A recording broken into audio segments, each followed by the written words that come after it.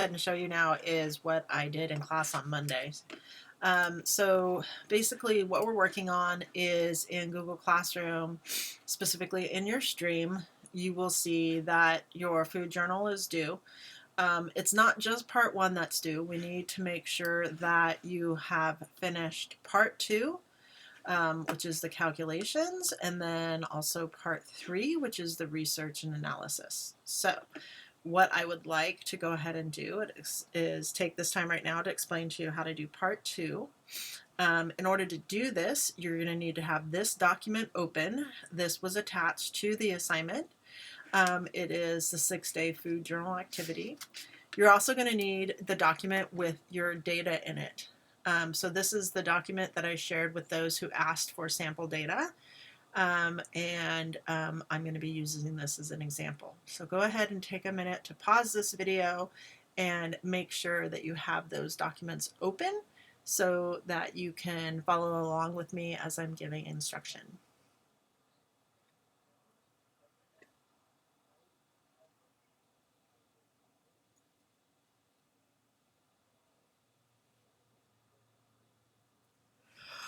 Okay, welcome back.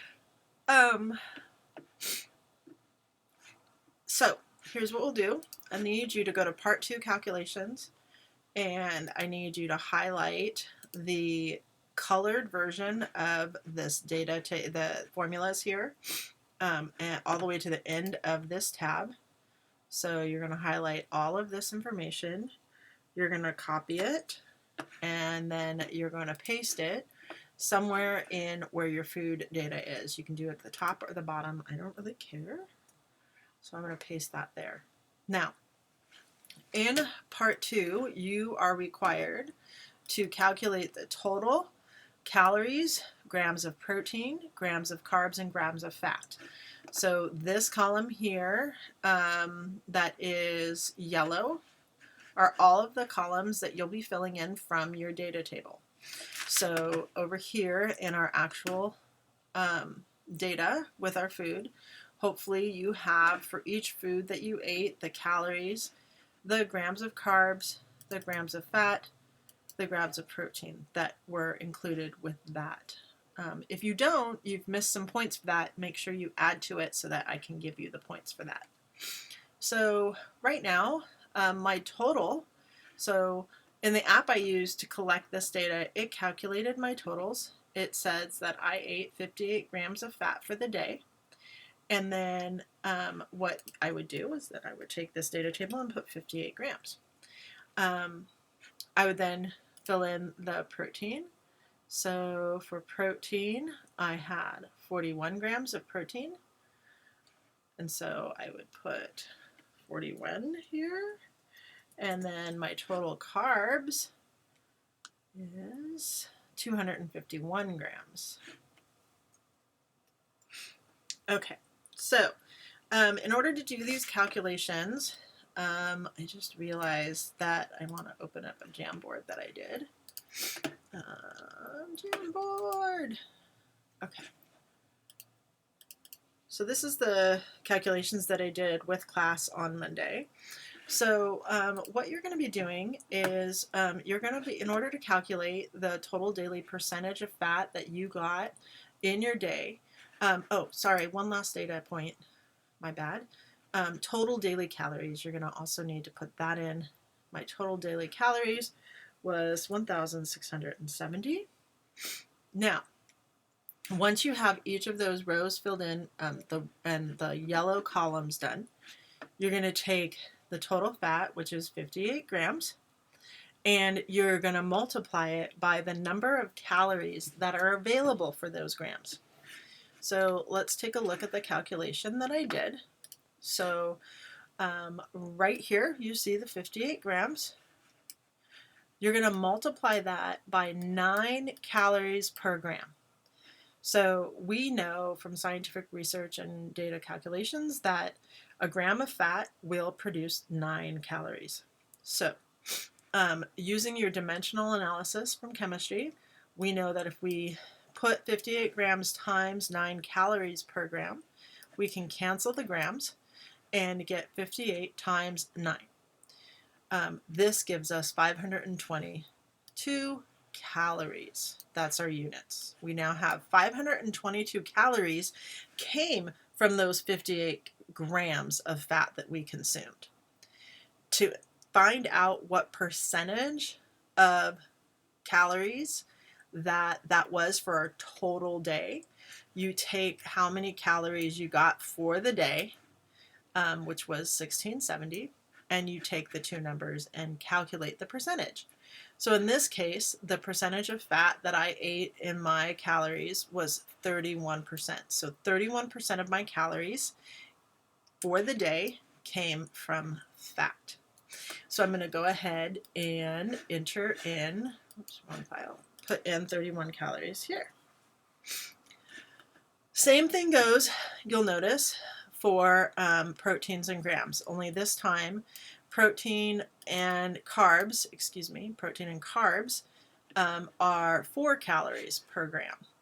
So what that means is if I had 41 grams of protein in a day, I multiply that by the 4 calories per gram for each gram I ate. This cancels the grams, and I get 164 calories for the day came from the protein I ate. This divided by the number of total calories for my day gives me anywhere between 9 and 10%.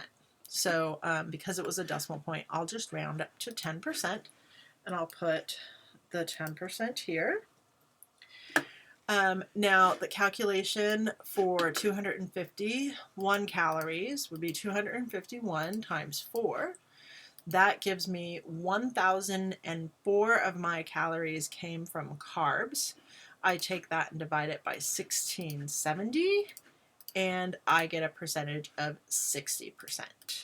So I'm going to go ahead and put 60% here. Now, you'll notice when I add these three percentages up, 60 plus 10 is 70, plus 31 is 101. So it doesn't always add up to be 100%. So don't worry too much about that. We'll ignore those rounding errors. We're just kind of looking for an average anyway, and even our averages, when we add them up, won't equal 100% always.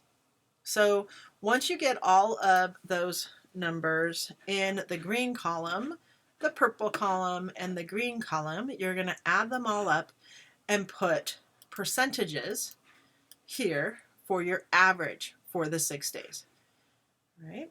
So once that happens, you have completed the first half of part 2.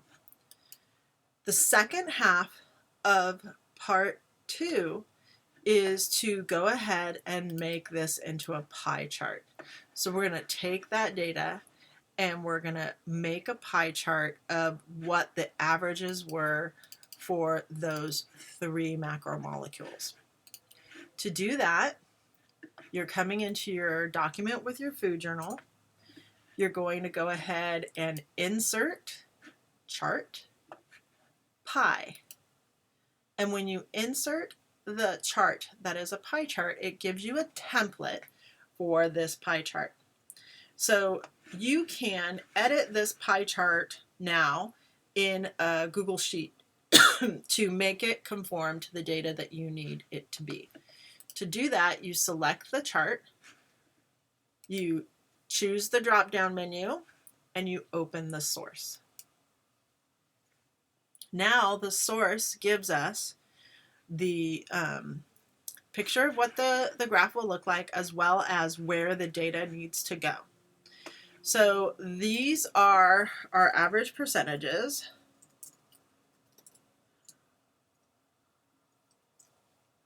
This, you don't have to do it in this order, but this might be our fat, this might be our protein, and this might be our carbs. Now, because I haven't really done the calculations for my data, I'm just going to use the calculations for the 1 day to show you what this looks like. So I should put 41% or 31% for fat. So I put the 31 number here. For protein, I'm going to put the 10% here. And then for carbs, I'm going to put the 60% here. Now, there is no 4, right? I mean, there is no 4th macromolecule re-recording. But notice what happens when I do this. The 60% carbs has actually been changed to 59.4, and the protein has been 9.9. The fat has been 30.7. What the pie chart will do is it will take your 3 pieces of data and will round them or change them to make them fit into the pie chart. I'm fine with that. I don't care if your pie chart is any different than or significantly different than your number. What I am looking though is if your percentage, what I can ask you to do is if your percentage is less than 100, you can call this team for other, and you can put some number in there so that it more equally represents your data. So instead of 60, if I had 55, right, I could then take other and I could put in 4, and I'm now getting an accurate representation of what the other 3 categories of my data was. You can't go in the negative, so I'd rather you just let the pie chart change your data if you are over 100%. Okay. All right. So that's the basics of what I want you to do. Once you've put this information in and you have a pie chart, you can even change this to be a title. So you double click it and it's just a normal text box and you would just put something there. Okay, I'm gonna let you decide what to title it. You close this out once you're done. And then when you come back to where you inserted it, when you click on the pie chart, it'll ask you to update it. And then it'll update it to be the way you left it in the Google Sheets. If you've made a mistake and noticed something wrong, you can always come back to it by opening the source again and making changes directly in that Google Sheet. Okay, so that's how I'd like you to complete part 2. Part 3 is dealing with some more research. I know that in the class before, I had talked to you about your BMI and your basic metabolic rate,